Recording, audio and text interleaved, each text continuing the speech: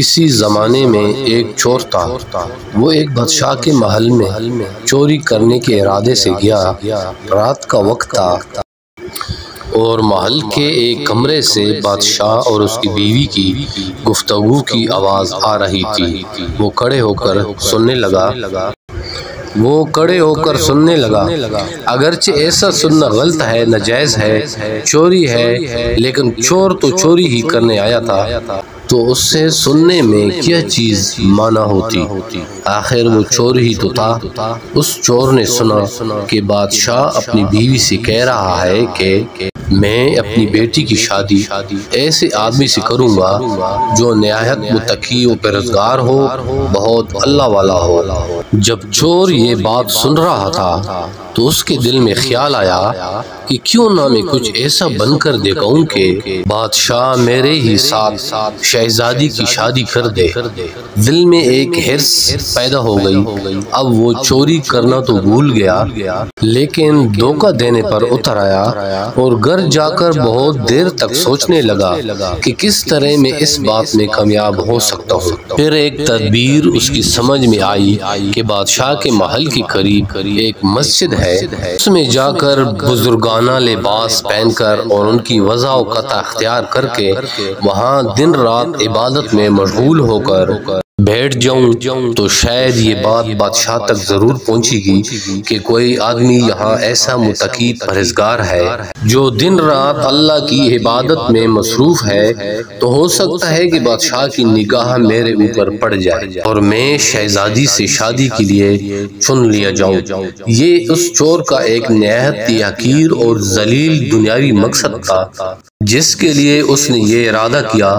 پھر اس نے اپنے پروگرام کے مطابق بزرگانہ لباس و پوشاک وضع و قطع اختیار کر کے اس مسجد میں جا کر نمازوں پر نمازیں، ذکر و تلاوت، مراقبہ سب شروع کر لیا۔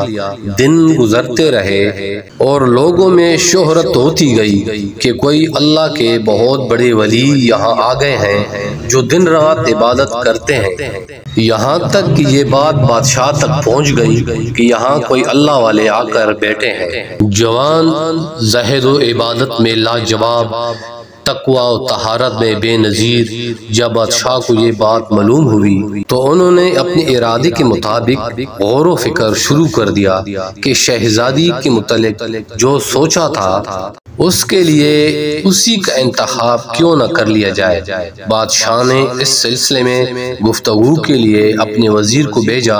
وزیر اس شخص کے پاس مسجد پہنچا اور باادب ہو کر اس سے کہا کہ میں آپ کی خدمت عالیہ میں بادشاہ کی طرف سے ایک پیغام لے کر آیا ہوں۔ اس نے پوچھا کہ کیا پیغام ہے؟ وزیر نے بتایا کہ بادشاہ نے کئی سال پہلے یہ فیصلہ کر لیا تھا کہ وہ اپنی بیٹی کا نکاح ایک ایسے شخص سے کریں گے جو بڑا متقی و پرہیزگار ہو، اللہ والا ہو، اور وہ اس کی تلاش میں تھے۔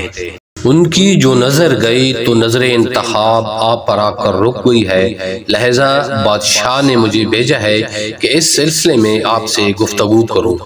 یہ شخص جو دراصل اسی تمنا و آرزو میں یہاں آ کر بیٹھا تھا بہت دیر تک وزیر کی گفتگو سنتا رہا۔ اس کے بعد اس کی آنکھوں سے آنسو جاری ہو گئے۔ وزیر نے پوچھا کہ کیا بات ہے؟ تو کہنے لگا آج جو پیغام لے کر آپ آئے ہیں یہ پیغام مجھے منظور نہیں ہے۔ وزیر نے کہا کہ کیوں منظور نہیں؟ اس شخص نے کہا کہ دیکھیے میں صاف بات آپ کو بتاتا ہوں کہ میں اصل میں ایک چور تھا اور ایک مرتبہ بادشاہ کے محل میں چوری کے ارادے سے گیا تھا۔ پھر جو کچھ بھی ہوا اس کو سنایا اور اس کے بعد اس چور نے کہا کہ میں نے تو یہ وضع و قطع اسی حرص کی وجہ سے اختیار کی تھی، لیکن میں یہاں آ کر بیٹھا تو میرے خدا نے مجھے اپنا لیا۔ اب بس اس کے بعد مجھے اور کسی کی ضرورت نہیں، میرے لیے میرا خدا ہی کافی ہے۔ بے شک جب عبادت ہو جائے، نماز ہو جائے، ذکر ہو جائے اور ہماری دیگر عبادتیں واقعی عبادتیں ہو جائیں تو بے شک یہ نمازیں اور عبادتیں انسان کو برائیوں سے روکتی ہیں۔ کہانیوں کے شوقین لبیک 786 کو سبسکرائب کریں، بیل کے بٹن کو ضرور دبائیں تاکہ ہماری ہر نیو ویڈیو آپ کو جلدی ملے۔